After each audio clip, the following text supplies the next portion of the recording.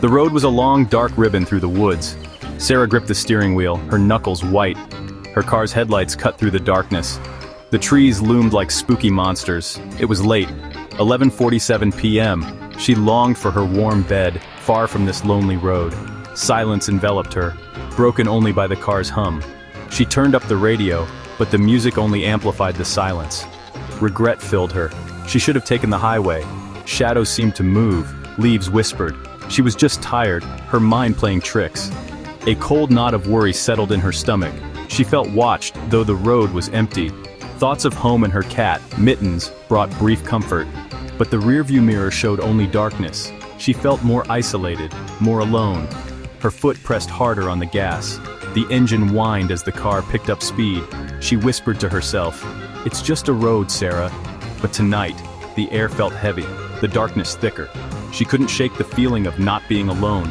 The road stretched endlessly, a haunting path. Every rustle, every shadow seemed alive. She just wanted to be home, safe. The sooner she was off this road, the better. The car sped through the night, a lone traveler in the dark. Suddenly, a light appeared in her rearview mirror. Relief washed over Sarah. Another car. She wasn't alone after all. The presence of another driver made the road less scary. But the car behind her was closing in fast. The lights grew blinding, filling her mirror. It was tailgating her on this empty road. Fear crept in. This was real, solid fear. She tapped her brakes lightly, a signal to back off, but the car stayed glued to her bumper. The lights burned into her eyes, obscuring everything else.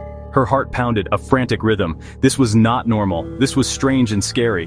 Why was this car following her so closely? Her mind raced with terrible possibilities. Was it road rage, or something worse?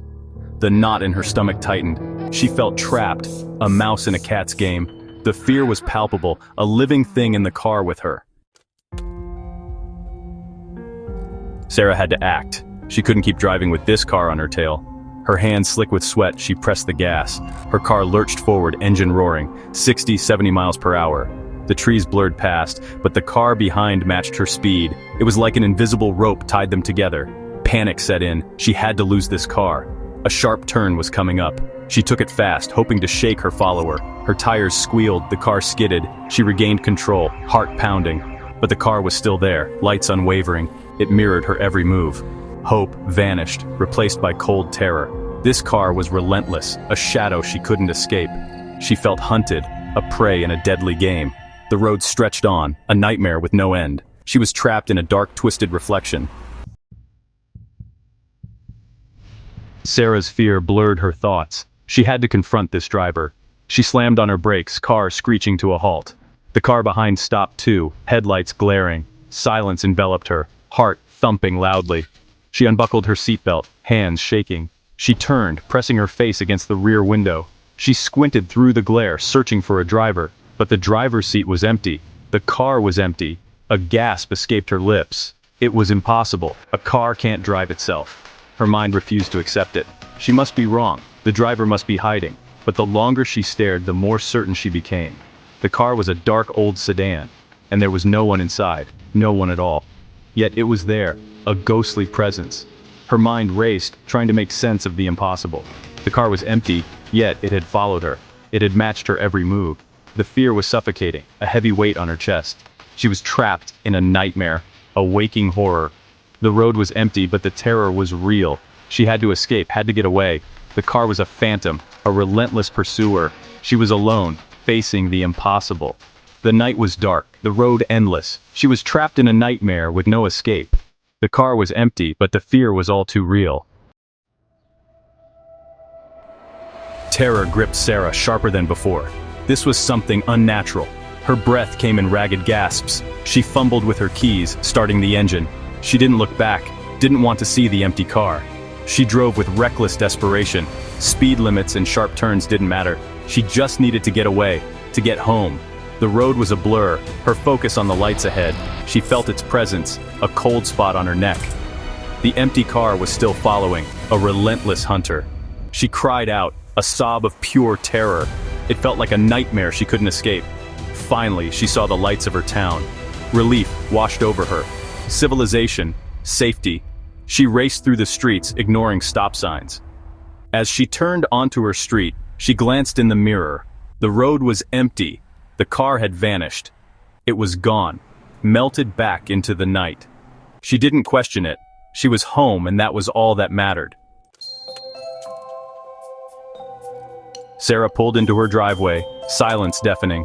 She sat there, trembling, staring at her front door. The porch light was a beacon of safety.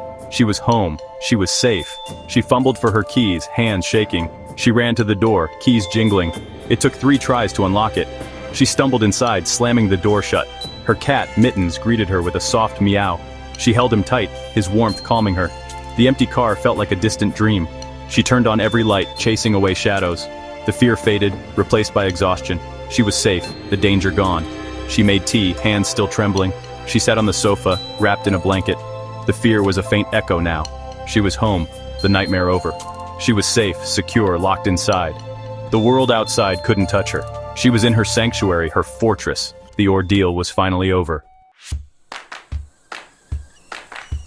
The warmth of the tea and her cat's purring worked their magic. Sarah felt sleepy, the night's events unreal. An empty car driving itself? It seemed absurd. She must have been more tired than she thought. She decided to go to bed, the fear a distant memory. She stood up, placing Mittens on the sofa. She turned off the TV, the room silent. She walked to her bedroom, feeling normal again. The fear was just a story to laugh about later. She was safe, secure, locked inside. The world outside couldn't touch her. She had reached her sanctuary. And then she heard it, a car door shutting. It was right outside, in her driveway. A cold chill shot down her spine. The car hadn't vanished, it had followed her home. And now, someone, or something, was getting out. The fear returned, sharper than before. The nightmare wasn't over, it had just begun.